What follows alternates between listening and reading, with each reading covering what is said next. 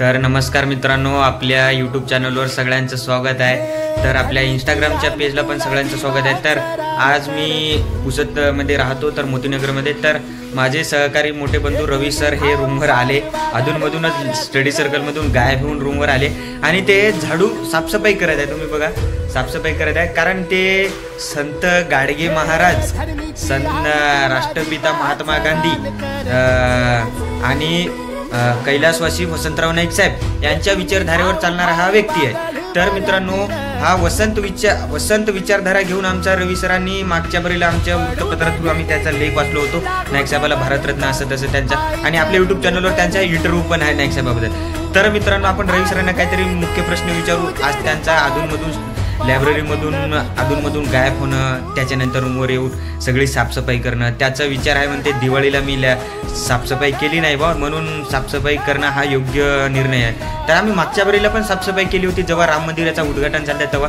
तर मित्रांनो, रवी सर आपल्या यूट्यूब चॅनलवर तुमचं सर्वप्रथम स्वागत आहे। तर रवी सर, तुम्ही संत गाडगे महाराज यांचं विचारधारा घेऊन तुम्ही आज मला बोलले की मी पवन साफसफाई करत आहे म्हणून, तर तुम्ही काय बोलसाल आपल्या यूट्यूब चॅनलवर?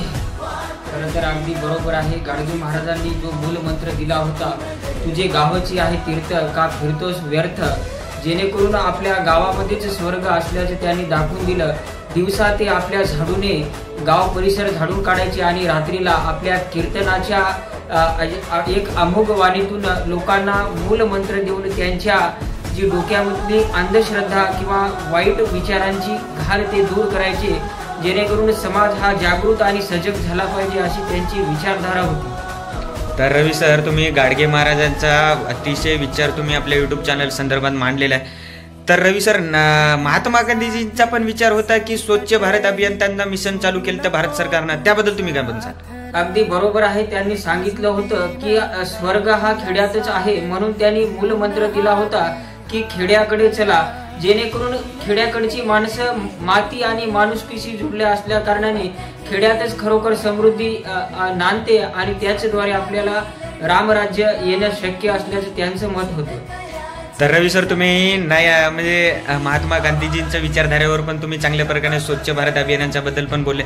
तर रवी सर, मी वारंवार तुमच्याबद्दल ऐकत असतो आणि वृत्तपत्रात हे तुमचा लेख पण मी वाचत असतो। तुम्ही वसंत विचारधारेवर चालणारे व्यक्ती, पुसद शहरातील तुम्ही युवा मंच चालवणारे व्यक्ती आहात। तर तुम्ही वसंत नाईक साहेबाबद्दल तुम्ही काय म्हणसाल? परत महाराष्ट्र स्वच्छ अभियानाबद्दल तुम्ही काय म्हणसाल? खरं तर सांगायचं झाल्यास त्यांच्याबद्दल, ज्या काळी मुंगीला साखर, गाईला भाकर आणि माणसाला ठोकर मारल्या जायची, त्या काळी नाईक साहेबांनी समता, ममता आणि एकतेचे स्वप्न पाहिलं, आणि हे स्वप्न केवळ आणि केवळ शेती आणि शेतकरी समृद्ध करणं शक्य असल्याचं त्यांचं मत होतं। म्हणूनच त्यांनी जर शेती टिकेल तर देश टिकेल, शेती मोडली तर लोकशाही मोडेल, असं त्यांनी सांगितलं होतं। शेतकरी हाच घटक व्यक्ती आहे की जो एका दाण्यामधून हजारो दाणे त्या ठिकाणी बीज उत्पादन करण्याचं सामर्थ्य ठेवतो, आणि खऱ्या अर्थानं त्यांनी महाराष्ट्र सुजलाम सुफलाम करण्याचं काम आपल्या प्रदीर्घ अशा कारकिर्दीतून दाखवून दिल्याचं आपल्याला पाहायला मिळेल। तर रवी सर, तुम्ही अतिशय चांगल्या प्रकारे नाईक साहेबाबद्दल पण बोलले।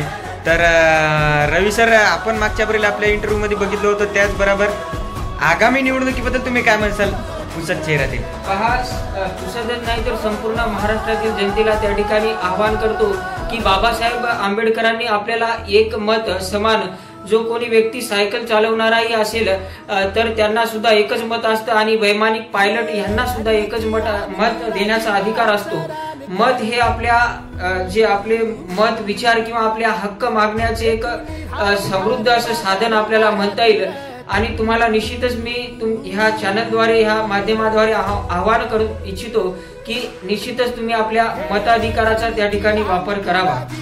तर रवी सरांनी अतिशय चांगल्या प्रकारे स्वच्छ भारत अभियानाबद्दल पण बोलले, संत गाडगे महाराजाबद्दल पण बोलले, राष्ट्रपिता महात्मा गांधीबद्दल पण बोलले, आणि महानायक वसंतराव नाईक साहेबाबद्दल पण बोलले, आणि आगामी निवडणूक येत आहे त्याबद्दल पण रवी सर बोलले। तर रवी सरांचा मी मनापासून धन्यवाद मानतो आणि आभार मानतो।